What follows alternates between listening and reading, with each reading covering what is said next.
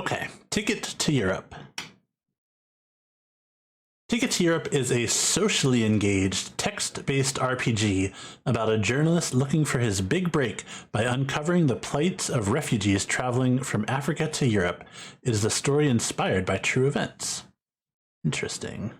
I'm interested. Let's look at the trailer. I really like this art style. I know I said it was text-based, but... Prepare to travel, journalist.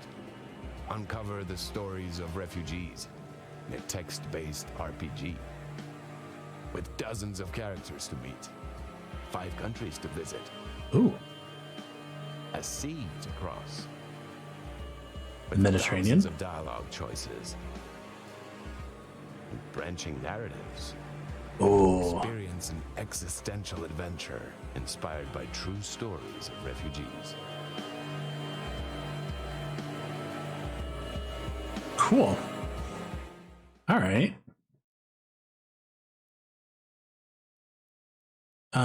Planned to release in Q1 of 2023. Interactive fiction about refugees set in contemporary Europe and North Africa. With dreamlike comic book graphics. Yeah, the graphics are pretty cool. 10 hours of gameplay in a single playthrough, about 30 hours of content in total. That's a lot. Nice. Yeah, I'm down for thousands of dialogue choices. I like when your choices matter. Over 100. Oh, geez. Oh no! Don't tell me there's over 100 achievements. My completionism.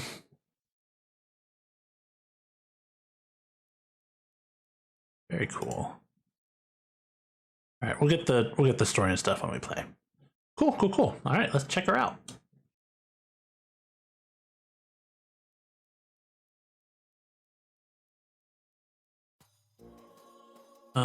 Okay, so it's not.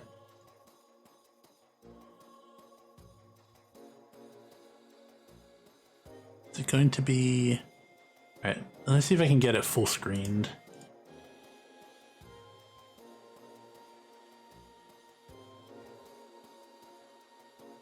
It's windowed and not my full resolution. So let me see if I can get it full screened. Otherwise, I will stretch it out.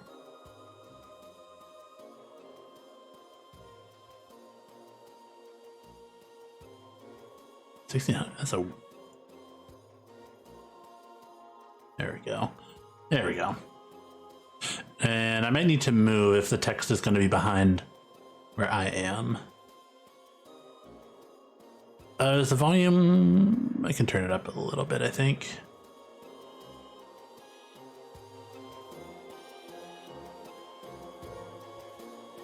What language options do we have? English and Polski. Assuming it was developed in Poland, maybe? Justification... Oh, okay. But you can't see it.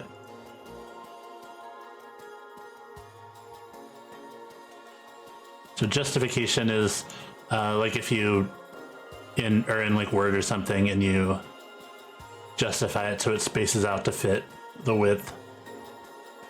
I'm okay with it being regular though. Okay. Good.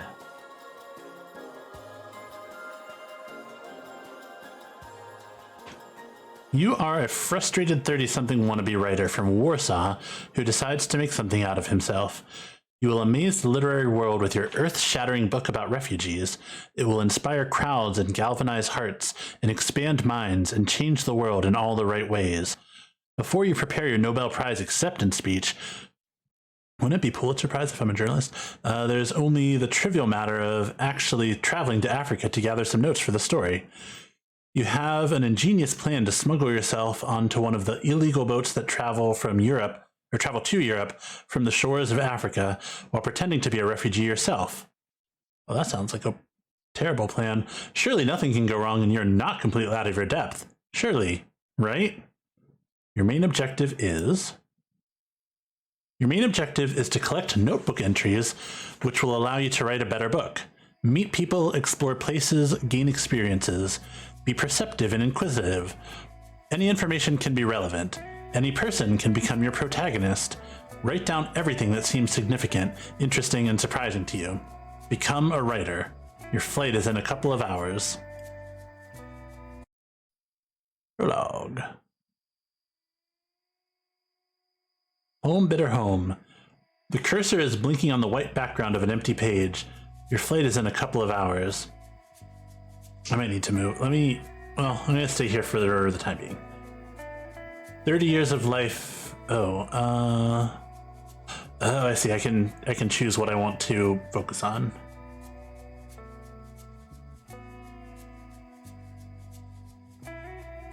Let's think about, it was 2014 when I first heard about the boat sinking in the Mediterranean.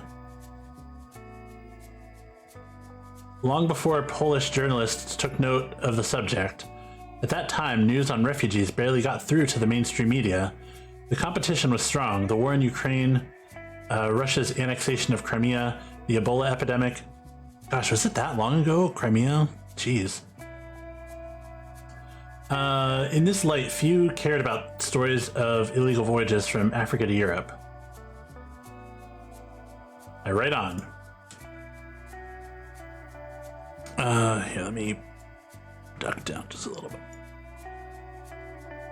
Meanwhile, against the trend, I have become attached to the subject of refugees, like a suction cup to a shower door. I hoped to milk it for depressidal, juices, and free myself from the arduous weightlessness of my existence. 6 years and dozens of books on the migration crisis later, I am one flight away from looking into the eyes of the people whose tragedy protects me from taking antidepressants. I think I'm indulging myself a little bit.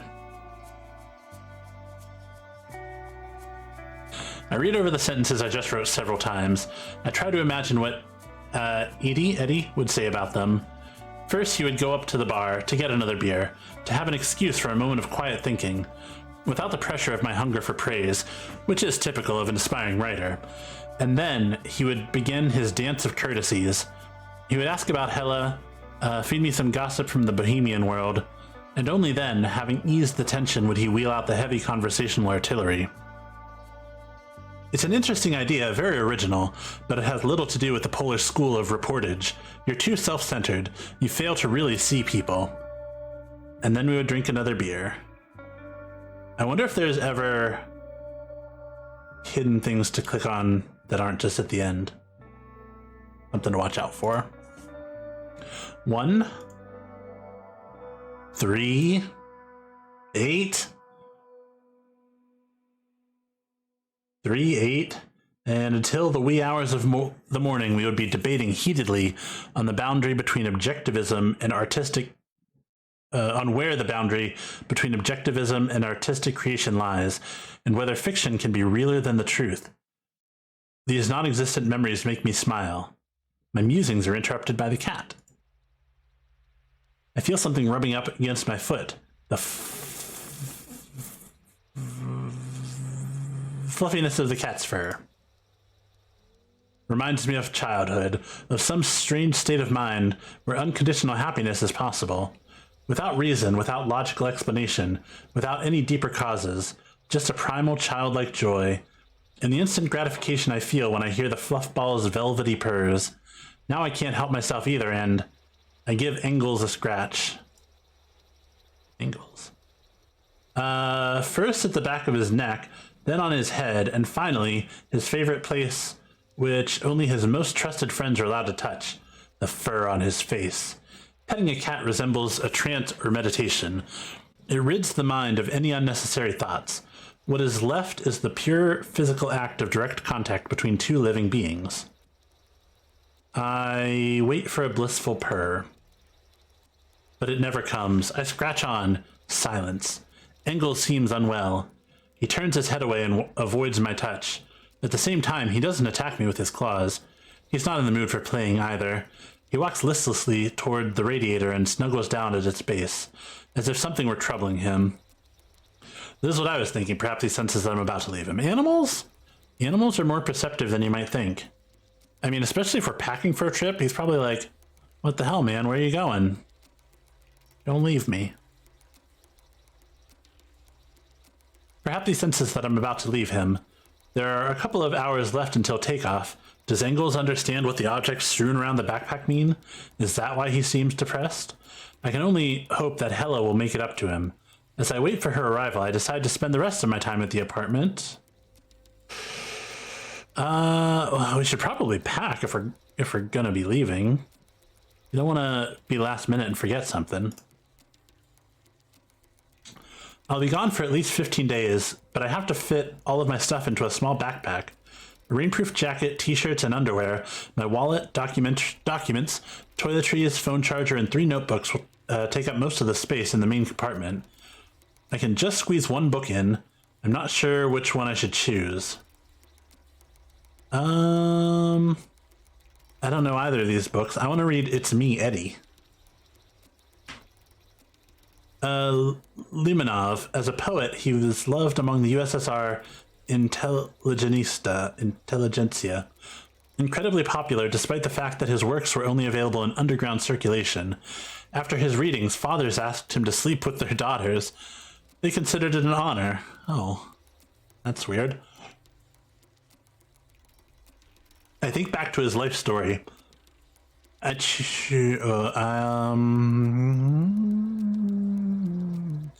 think back to his life story. Tired of censorship in the USSR, he escaped to America at 27. With his beloved Yelena, they longed for freedom of speech. There, it turned out that no one in the United States cared about Russian language poetry. Probably true. And capitalism provided freedom only to those with sufficient marketability. Also true. For the rest, all it had to offer was the gutter. Limonov lost his wife, lived on welfare benefits, and sometimes slept under the bridge. Which was when his best book was born. It's Me, Eddie. Is this? I'm assuming this is a real person. Hold on. Teeming with sexual escapades, it is a memoir by a sensitive troublemaker who was chewed and spat out by the world into the swamp of New York City poverty, but never stopped fighting for dignity and love. An absolute victory of literature over the wretchedness of the world. For 4 years, publishers rejected him. Finally, a French publishing house, which specialized in romance novels, gave him his debut. They changed the title to something more titillating, so it read, The Russian Poet Prefers Big Blacks. The United States had disappointed him, and so did Europe. It's Me, Eddie is really a manifesto about class inequality, but the old continent was more interested in erotic sensationalism than politics. Sounds accurate. And because Limonov's Russian soul bore no compromise, he decided to quit literature and join war. He traveled to the Balkans. When was this? Oh, this was... So I looked it up. This was... this was a real person. Born in 1943 and died in 2020.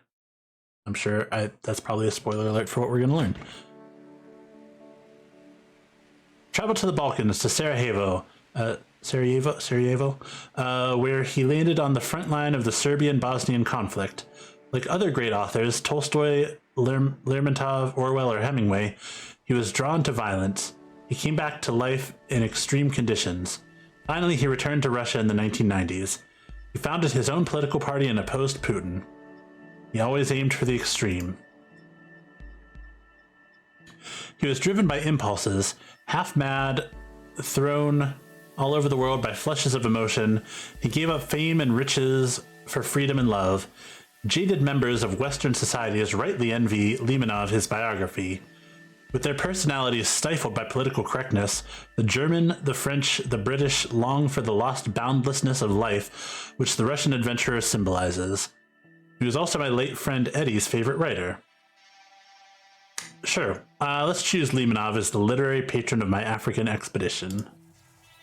I slide the book into my backpack. I have 2 more side pockets left.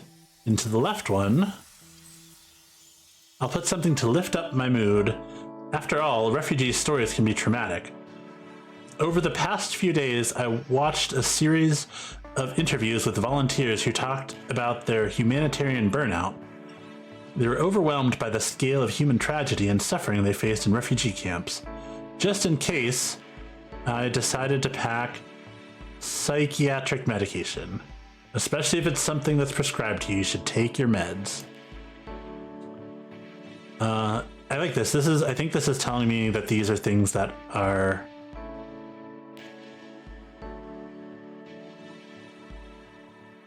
going to be relevant later. Ultimately, the human mind is merely the product of very complicated chemical reactions. In the right pocket, I'll hide a power bank. Never too much energy. I can't fit anything else into my backpack. With the sense of a job well done, I sink into my armchair, but I don't even get a moment to enjoy the feeling. The intercom buzzes. When I hear the buzz, I freeze. It must be Hella. She's here to pick up the cat like we arranged. It's been 2 years since I last saw her. I got over her and built myself from the ground up, but I still hold a grudge. And now we are just a few flights of stairs from another meeting. When I look into her face again after all the suffering, I'll treat her normally, like a regular acquaintance. Yeah, no need to make it weird. That's what we are to each other, acquaintances. We went our separate ways and that's good. I can hear footsteps in the stairwell. I wait at the door. It draws me like a magnet. Should I shake her hand or kiss her cheek? Offer her coffee or get it over with and forget it? The doorbell rings. I open the door. Hella looks older. She is older, of course. It's only been 2 years, though. It's not like... My goodness, you've aged. But it's not about maturing. She just looks unwell. Tired and almost unhappy. Hi, she says. I'll grab the cat and go. Macy X double parked in front of your building. Here we go. As soon as she opens her mouth, she brags about someone waiting for her. My guy, she's not bragging. She's dealing the cards as usual. Doesn't sound like we're over her. Let me just put Engels into his crate real quick, I tell her. You haven't done it yet, huh? She asks with what seems to me as passive aggression in her voice. It'll take me one, I don't want to say you can put him in yourself. Nope, need to be rude. I'm a little worried that if I say, do you want to help, our lovely narrator, is going to be like, you want to put him in yourself, or do you want to help? I don't know. I feel like we have the potential to make any of these sassy and condescending. Let's be charitable, I suppose. Do you want to help? Hilla seems caught off guard by the question, but she agrees. We catch the cat in silence and lock him in the crate. The old routine goes like clockwork. We have it down to every little move. Back then, when we did it, we would have a little playful back and forth.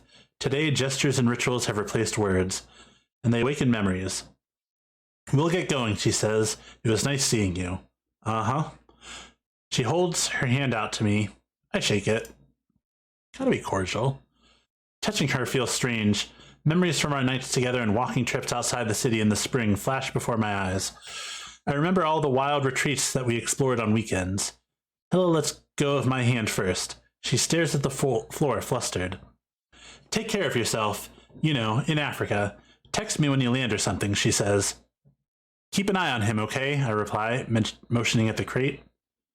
1 hour later, I'm off to the airport.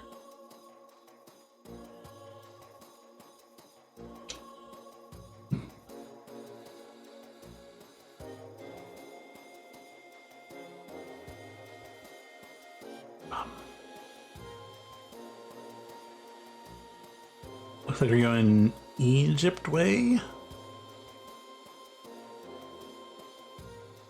Yeah, Alexandria.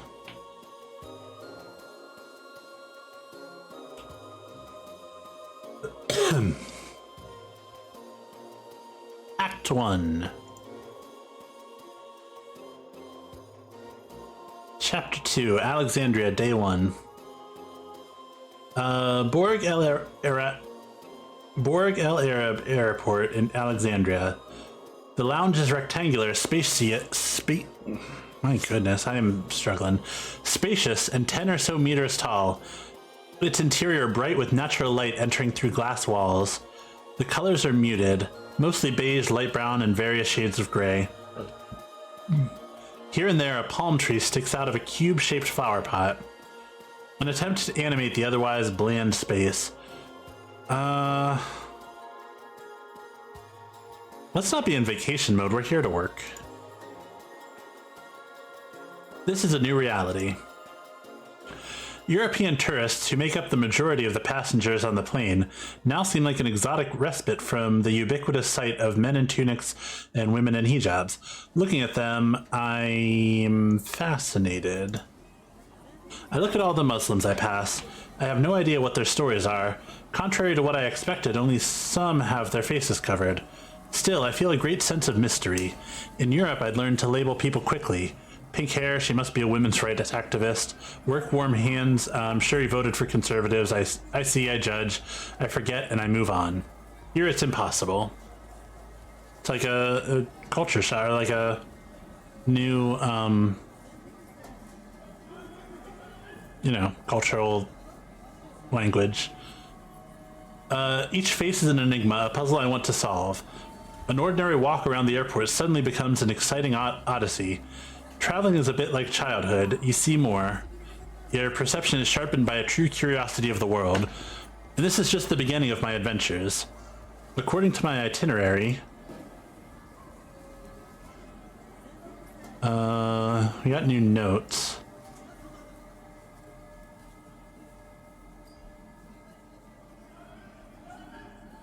I guess it's just like a tag, something that'll come back to play later.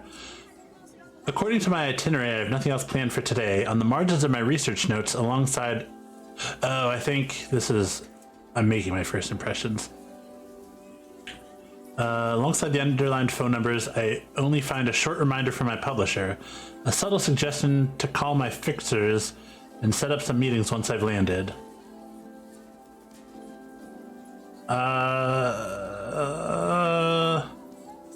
I guess let's think back to my conversation with the publisher. A subtle suggestion, I snicker. I think back to my conversation with the publisher. Do whatever you want, Jersey said, but remember, I'm paying. You're not going on vacation. So it may seem like I'm my own boss here. Still, my employer's expectations are very clear. Feeling the pressure, I look at the phone numbers in the dossier. I mean, I guess we'll start at the first one. First one is Eric, a Belgian volunteer. The researcher clearly did his job and included some personal remarks to the standard profile. Eric Sonkamp, a humanitarian aid legend, used to volunteer in Europe but has recently launched his own project in Africa. An idealist, kind of a hippie, a man of action, always busy, rarely picks up his phone during the day, sometimes calls back past 11 p.m., sometimes, rarely. Call him multiple times a day. Don't hold back. Age around 65 but acts much younger. Attached an email Q&A with Eric. Let's look at the second set of details. Let's just see what the second one is. I check out the second set of contact details. His name is Isaac and he's a native Egyptian. His profile reads... Isaac, or actually Ishaq Ahmed Mahmoud Ahmed Mohammed, a so-called fixer, someone who lives... Oh, we mentioned the fixer earlier, right? Call my fixers. Someone who lives off his contacts. People say he can get a hold of anyone in Alexandria, or at least he says so. He charges for literally everything. It shouldn't surprise you if he bills you even for picking up. He often disappears for a few days. Likely an active member of the criminal underworld. Warning, a shady guy. Stay vigilant. His personal data is incomplete. The date and place of birth are missing, and there's a cartoon of Robin Hood instead of his photo. There's only his phone number and the detailed address of his place of residence. Well, we have where he lives too. That seems pretty personal. That's it, nothing more. That's it, that's all the materials I've got to read. There's only one thing left. I need to answer the simple yet fundamental question at this stage of the trip. How will I spend my first day in Africa? At the back of my head, I still have my publisher's ominous warning not to fuck around.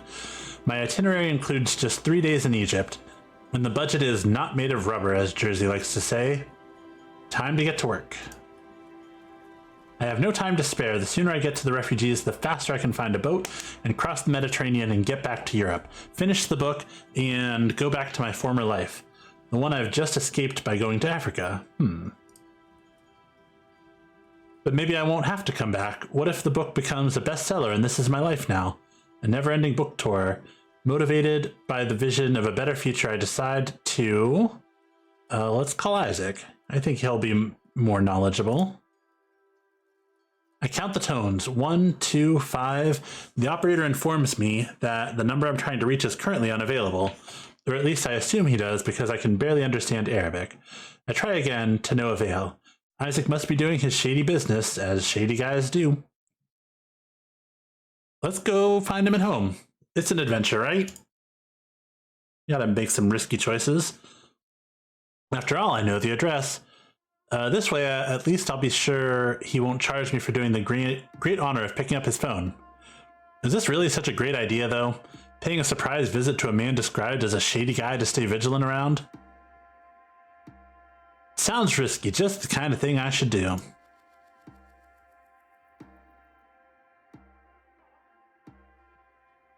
I disregard the inflated prices and get into a taxi at the airport car park.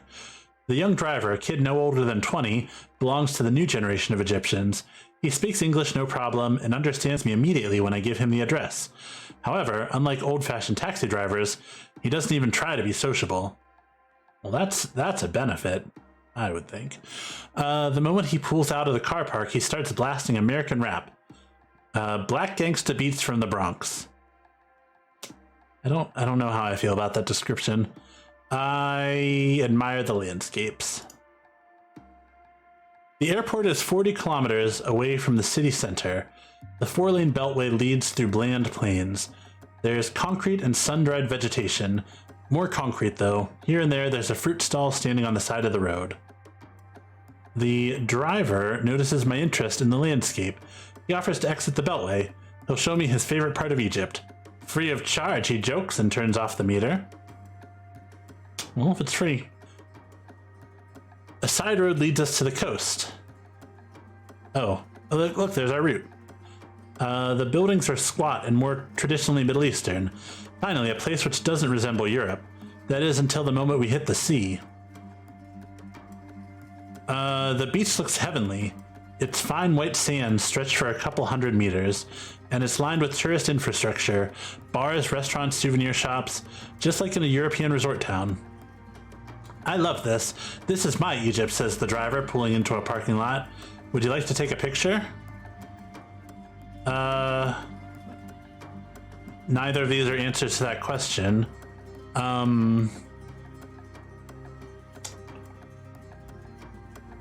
don't feel like this is going to help further our quest. Let's head on to the city. I thank the driver politely for showing me the place. There's no need to stay here any longer, though. This is not the Africa I'm looking for. Let's go to the city, I tell him.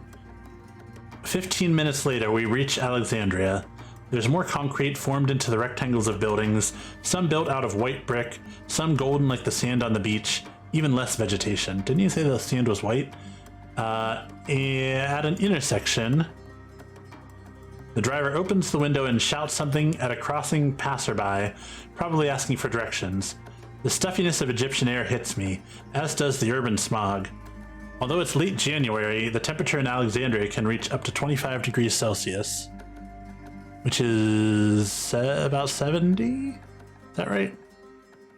I wouldn't say that's too overwhelming. 25 multiplied by 9/5, 45 plus 32, 77. Not terrible. The light turns green. The driver gets off the main road and weaves his way through side streets for a while. until we reach our destination, Isaac's house. Hopefully he's home. Otherwise, we're over here with no taxi or no other way to get around. I pay the driver for the ride and get out of the car. It's a rich touristy district. Isaac is clearly doing well in Egypt. I look up the decorated facade of a 5-story townhouse. I check the address again. That's right, this is Isaac's house. A cafe downstairs and apartments above. I pick his number on the intercom. It rings once, twice, 3 times a lady. Nothing, silence. I'm wasting my time. Let's go to the cafe. We'll people watch. I'll wait at the cafe. I sit down at a little table on the sidewalk. This is a perfect observation spot. I feel like a detective, and I like it. The only things I'm missing are a newspaper, a pair of really dark sunglasses, and a trench coat. A waiter approaches. How can I help you? A waiter has come to take my order. I'm looking for Isaac. Wink. Do you know this man named Isaac, maybe? He lives here. I point to the door a mere 10 meters away. I can't get hold of him. Do you know when he'll be back? The waiter seems off guard with this question. Who are you? He asks. I feel like telling him a writer is not going to go well. But I don't want to lie, especially if this dude's shady. I'm a writer. Ooh, I think this worked. Somewhat embarrassed, I say I'm a writer. I fail to mention that I have not authored a book so far. An artist, I see, the waiter half whispers, smiling knowingly. Isaac is busy right now. I don't know when he'll be back, but if you don't mind someone else, you can call this number. I have a cousin who can inspire men too. The password is South Africa. I feel like this is not necessarily what we want, but, you know, it's a lead.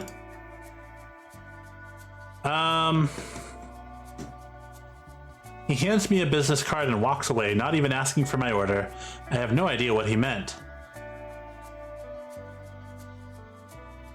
All right, let's do it. I call the number to find out. Someone picks up right away. They don't speak, though. I can only hear their breathing, a sinister silence. South Africa. I say into my phone, feeling like an idiot. Like the victim of a dumb prank. Hello, my friend. A friendly, deep voice replies. When would you like to have some fun? I feel like I might go against Twitch's TOS if I continue down this path. So, sorry, wrong number. I just always answer the phone South Africa. You know how it is. I hang up. This is too suspicious. I'd better not get involved in some shady business. There's nothing else for me to do. Let's go check into the hotel, I suppose. It seemed like it was pretty close on the map. I check in at the reception desk and get a key to my suite.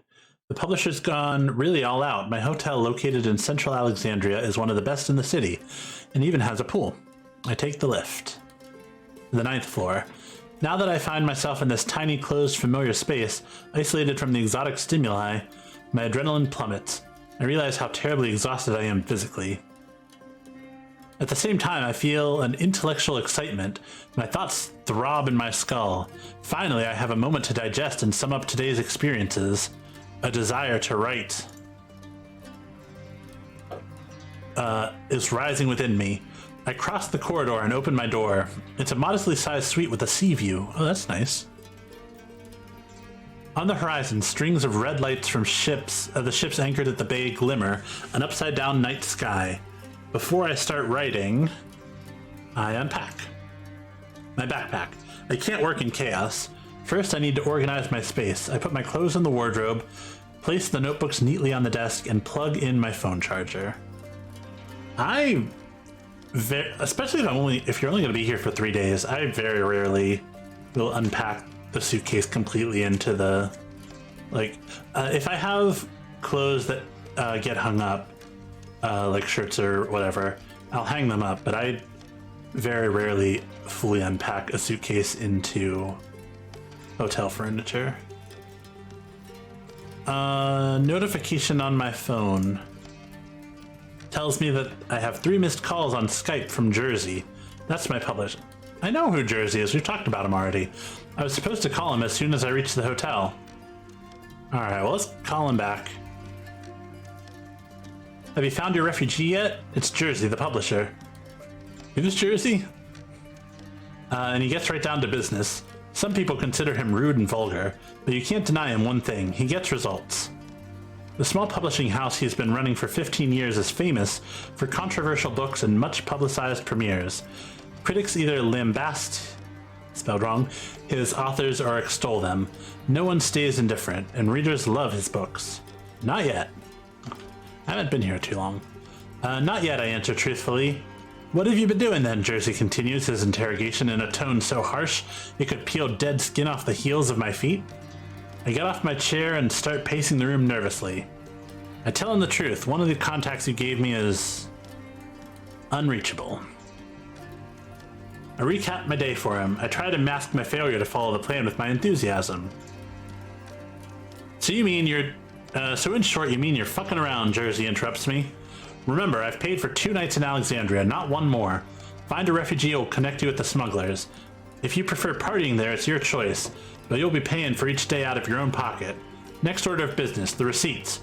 Remember to collect all the bills, every single expense. I listen to his instructions obediently. Has to be documented, Jersey continues. Otherwise, I won't reimburse you and you'll have to pay everything yourself.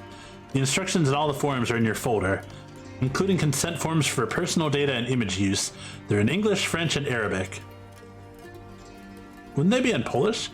If you want to mention someone by their full name in your book, have them sign one. That's already challenging. Oh, I guess the consent forms, that makes sense. I wouldn't find any Polish refugees in Egypt. Should I ask the smugglers for a receipt too? I try to mock him. Could you? That would be great. Sure. You know what? You don't ask them, just to be safe, he changes his mind. Or else they may identify you as a journalist and scalp you, or decapitate you, or whatever the African way of killing is. And who's gonna write my book? Don't make me lose my advance. Pay for the smuggling out of your pocket, and we'll bump up your fee. Okay, that's it for me. Good luck out there. Get to work, lazy ass. Jersey hangs up. An intense silence fills the suite. It helps me focus. I sit back down at the desk and open up my notebook. I look through the sentences and thoughts I noted down today. I contemplate which ones have the potential of becoming the building blocks for a book.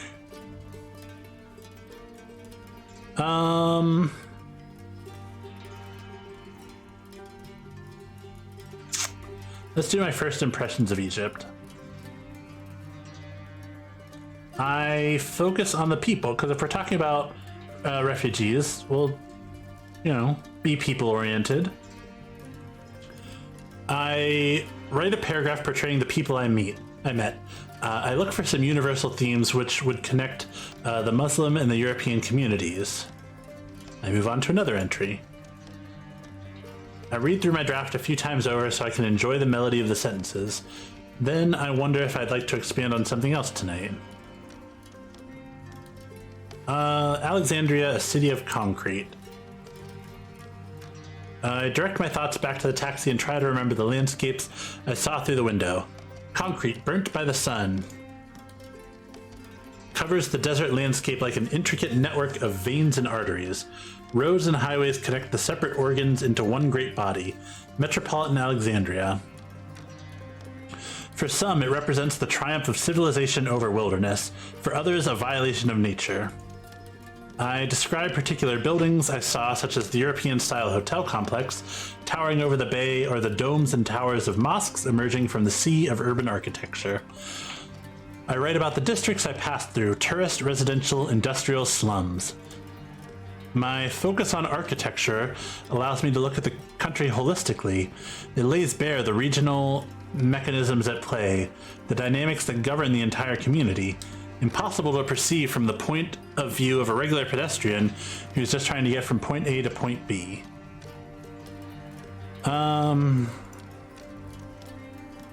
That's enough for today. So it looks like these things are things that I can write about for my book or article.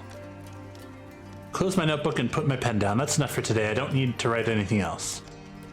Feeling like I've fulfilled my literary duty, I can finally go to bed. My first day in Africa has come to an end. Oh, thank you for playing the Ticket to Europe demo. You can support us by adding our game to your Steam wishlist. Alright, very cool. Pause. Okay, back to menu. So yeah, there you go. Ticket to Europe. I think this is pretty cool. I'm kind of glad the demo ended there just from the sake of resting my voice. It's a lot of reading to do on stream. I don't do like visual novel things too often, but it's very cool, very interesting. Down to see where the story goes, and what perspectives they find. So it said that this is based on like true events and true stories. So and it took place in 2020.